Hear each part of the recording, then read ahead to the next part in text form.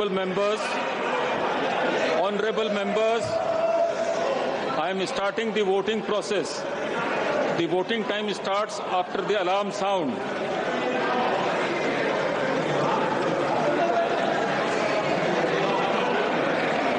Honorable members, be on your seats. 1 second. Honorable members, you are required to be on your... Mr. Vajpayee, you have to be on your seat.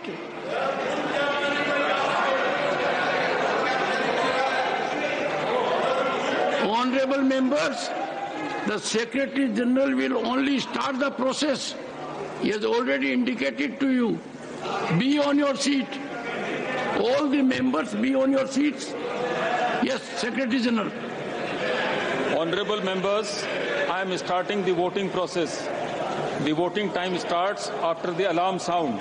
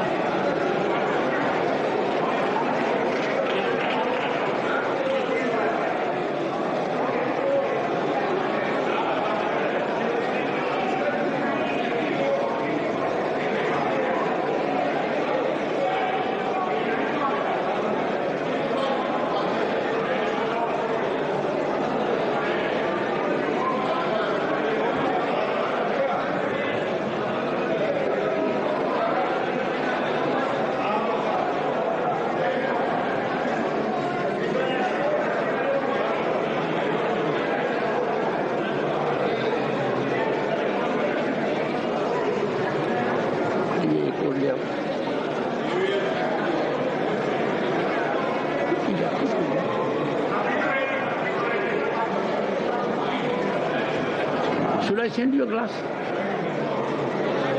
You need one.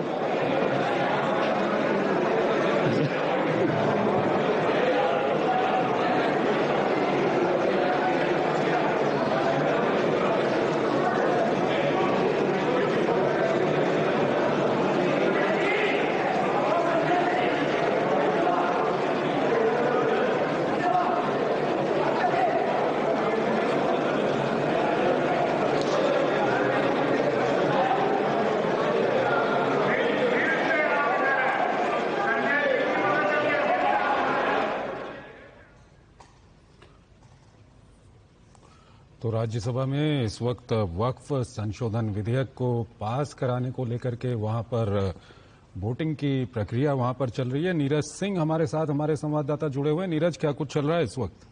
देखिए, बिल्कुल bill को पास कराने के लिए इस पर जो voting की प्रक्रिया है वो अपनाई जा रही है कि क्योंकि कांग्रेस की तरफ से जयराम रमेश है। हालांकि विपक्ष के जो तमाम संशोधन थे वो खारिज हो गए और जब सभापति के द्वारा बिल को पास कराने के लिए रखा गया और मंत्री से कहा गया कि बिल को पास कराया जाए, उसी समय कांग्रेस के जयराम रमेश ने बिल को पास कराया जाए या ना कराया जाए उसको लेकर जो डिवीजन है वो मांग लिया है। तो इस समय आप देखें तो उस डिवीजन की जो प्रक्रिया है वो चल रही है।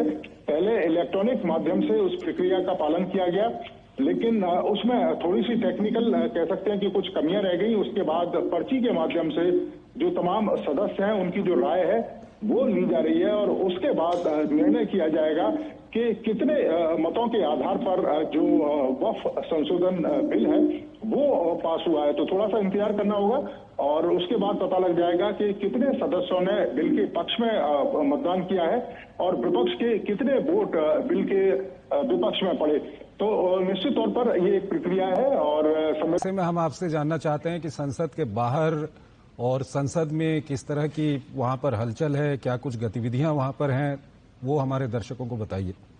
देखिए, बिल्कुल इस समय पूरे देश की जो निगाह है और खास तौर से जो मुस्लिम समुदाय के जो गरीब लोग हैं, पिछड़े लोग हैं, जो महिलाएं हैं, उन सब की निगाह इस समय संसद पर लगी हुई है। क्योंकि लोकसभा से ये बिल पास हो गया है, राज्यसभा में ये बिल है, राज्यसभा से पास होने के बाद राष्ट्रपति के पास ये बिल जाएगा और नोटिफिकेशन जारी होने के बाद ये बिल अपने मूर्त रूप में सामने आ जाएगा। निश्चित तौर पर आप देखें कि इसमें कई सारे ऐसे प्रावधान चंद्रशेखर किए गए जिसकी वजह से जो तमाम आपत्तियां कह सकते हैं कि देश के अलग अलग हिस्सों में लोगों ने उठाई थी, इसमें जो सबसे ज्यादा जो विवाद हुआ था वो जो वक्फ बोर्ड की जो धारा है 40, उसको लेकर काफी विवाद था, जिसको कहते हैं वक्फ बाई यूजर। और वक्फ बाई यूजर का तात्पर्य यह है चंद्रशेखर कि कई बार ऐसा होता है कि आपने भी देखा होगा कि गांव देहातों में जब मुस्लिम समुदाय के जो लोग रहते हैं और उनके पास कब्रिस्तान के लिए कोई जमीन नहीं होती है, या फिर आप देखें कि मस्जिद के लिए कोई जमीन नहीं होती है, तो ग्राम पंचायत जो सरकारी जमीन है उसको एक तरीके से ये कह देती है कि वो आप यूज कर सकते हैं, उसे इबादत गृह की तरह यूज कर सकते हैं, अपने काम में उसका प्रयोग कर सकते हैं। लेकिन वो जो जमीन है वो ग्राम पंचायत की होती है, या ये कहें कि सरकारी होती है।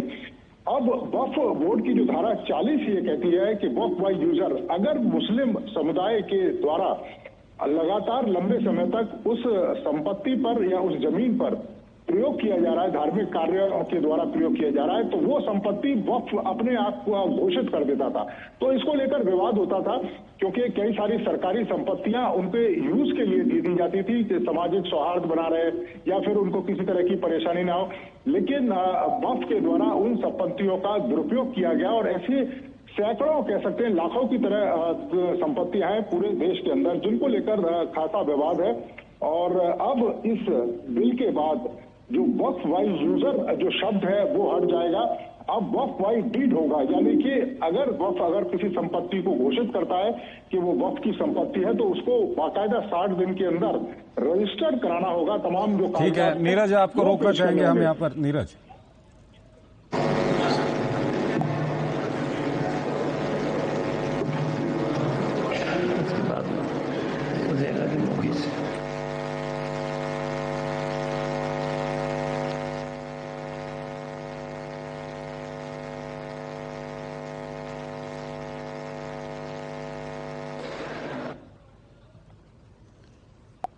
नीरज हमारे साथ जो प्रतिक्रिया है वो निश्चित तौर पर वही दी जा रही है कि लगातार वो इस बिल का विरोध कर रहे हैं।